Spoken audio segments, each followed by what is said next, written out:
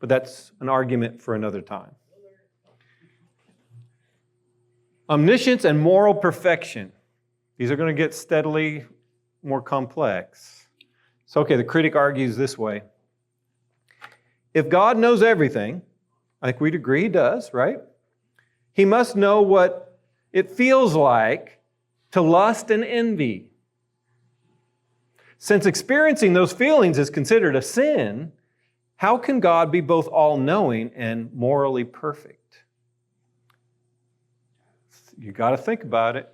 This is not easy.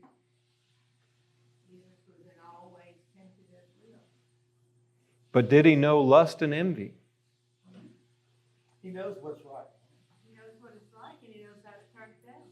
But lust and envy, these sins are actually the absence of God. So it's like, he knows of his own absence in somebody, of the absence of his own relationship. But it doesn't mean that he's experiencing it in the same way that we experience it. Yep, you're exactly right. I think the place to start is the fact that all these negative things we call sins are absences of God's goodness. And we'll talk about when we talk about the problem of evil. They're opposite of God's standard. But let me ask you this. Do you know of anything you have not experienced? Give me an example, Judy. You're going to fall if you jump off the building. I don't need to experience it to know that I'm going to Well, you die. probably jumped off of something. That one's cheating. With sin, right? We know of childbirth, but we're never going to experience it. We do know that there's But you've got a chance to see it, maybe. But we're not going to know the pain of it. We're That's not gonna true. know what it's like to carry a baby. It's true. But we do know that there's things that come along with it, right? That while we may not be able to experience it, we can see how they affect the other person. So like with a woman, we can see how it's going to affect her emotions, how it's going to affect, her body, right? We can also see the result of the pain and then the pleasure, I guess, that comes from after the child's born, getting to raise it up. Right? So it's like we can see the effect of childbirth, but we're not ever going to personally experience it ourselves. See what I'm saying? Yeah, so I'm going to make a simpler one for me. It's like, I know if I dive into the ocean and swim down 50 meters, I'm going to die. Yeah, for sure. I have never experienced that, don't plan to, but I can learn from other people's experience. Quit breathing for 6 Yeah, just put a sack over your head. I mean, there's all different things. You don't have to literally experience to know the outcome. So God knowing what envy and lust is just knowledge. He doesn't have to have it experientially. And in fact, the best way to learn things, kids, is from somebody else's experiences, so you don't have to do it yourself. Learn from me. I made plenty of mistakes. Don't do it. Don't do it. So, yeah, I think this is a very crafty way that they've kind of phrased it, but it's an untruth. It is essentially a logical fallacy. You actually don't have to know something to know of something. That's crazy. All right. Justice and mercy. Logical fallacy. A perfectly just being must ensure everyone gets exactly what they deserve, while a perfectly merciful being allows everyone to avoid what they deserve. These two traits are seen as contrary to each other. Therefore, in their superlative form, they can't exist in the same being. How do you deal with this one? I think having an understanding that something that is way beyond us, that has created everything, it's going to have a different understanding than we do. And if you want to give like an analogy of a parent and a child, right? A child may see something as good and bad, but a parent has an understanding of what is actually good and what is actually bad. So the way that they may rear their child, they have that understanding, like we were talking about in the last example, that they're stopping them from doing something to prevent them from getting hurt. Yeah, And so good. in that, the parent understands that that is good, but because the child is being denied experiencing it, they see it as bad. So it goes, our understanding isn't the same understanding as, what God's is. I mean, a hurricane can touch down, and take out a city, but, God might have an understanding that the way that affects people or brings the community together could be seen as good. Well, everybody, especially in that time, could see it as horrible and tragic. Come back in 2 weeks. We'll talk about the problem of evil. We'll have that argument, okay? Well, justice is, if in its purest form, is consequences for actions, right? Mercy is the very opposite, right? It's avoidance of consequences that justice would require, right?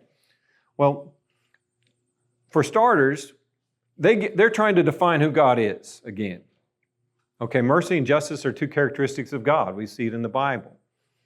They're not mutually exclusive. In fact, that's the reason Jesus came and died on the cross. So in the Christian worldview, we completely agree with this argument, actually. God is perfectly just, and He had to make a way to be perfectly merciful, and that it required... Justice is mercy. Jesus came so He can be merciful without neglecting the justice part. Amen. And so the Christian worldview, again, we step forward into it. It's like, you got it right. Let me explain the gaps in your idea, because that's exactly the Christian worldview. It's not versus, it's plus, right? And we embrace it because God is both these, and Jesus made a way so that we don't have to face the justice and we can embrace the mercy. But they both perfectly exist inside God. It's a... All right, one more. I'll let you guys go. Timeless versus action. Okay, so God is often described as timeless, unchanging, immutable, right? We say that all the time. Yet He's also a creator that performs actions like answering prayers, creating the universe, which are inherently temporal. Philosophers argue it's action, it's causation, all temporal concepts. They cannot be done by a being that's outside of time. It has to be inside time. What do you do with this one? Well, it goes back to that second one that you brought up, omniscience versus freedom, right? It's like, just because He has knowledge of all these things doesn't mean that it wasn't already planned out how it was all going to fall into place. See what I'm saying? So they're saying that, oh, well, it's action, but it's like, if the actions were already dictated by that timeless being, right? It's like it's all falling into place the way that it's supposed to. That there's no change in what He's doing because it's already happening the way that it was going to happen anyways. We just perceive it as that there are possible differences. It's like this whole idea of the multiverse, right? Like, multiverse doesn't make any sense. There's no, separate parallel universes that branch off of our decisions. That doesn't make sense. First of all, universe means one and all. It means everything in and of itself. Like the very word itself means the totality of things as they are. So to try to say that there's multiverses where these other parallel universes would have to exist as part of the universe anyways, just by the very nature of the etymology of the word itself.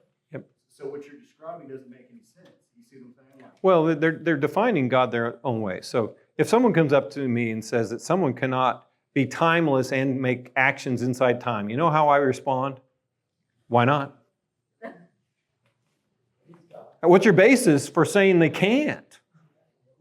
I mean, you made up something, but why not? There are conversations too of things being in between space and time.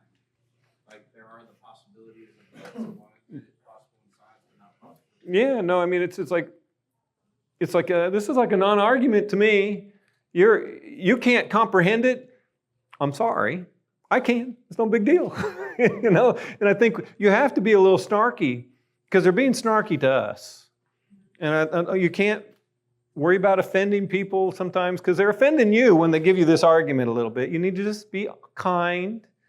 But if their feelings get hurt because you say, I don't understand what your problem is. This perfectly aligns with the God that I know. Do you want me to help you get to know the God that I know? So, what do you guys think? So that was our arguments against God.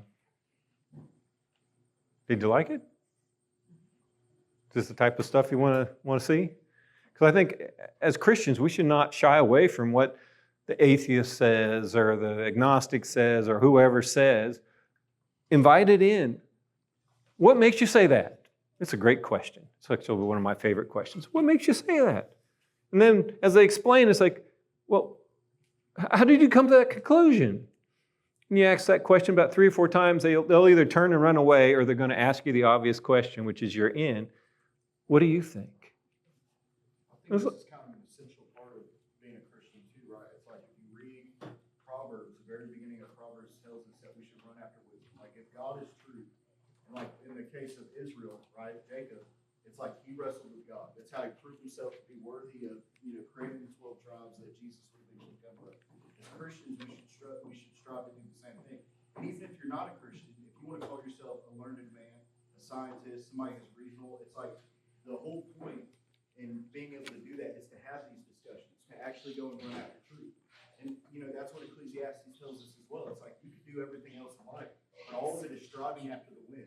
The only thing that's actually reasonable in life or that will do anything for you is to try to know the nature of God. And to know the nature of God, we have to strive to find that evidence for God. Yeah, it's a pursuit of truth is another way to put it, right? Yeah, the logos, right? The logos. Because that's why they called Christ the logos at the beginning of John. It's like logos means reason. Like we are striving to find reason. We're striving to walk with Christ, to walk with the one who went and brought everything into existence and who defines existence as it is, right? And to be able to do that, we have to understand how does existence work.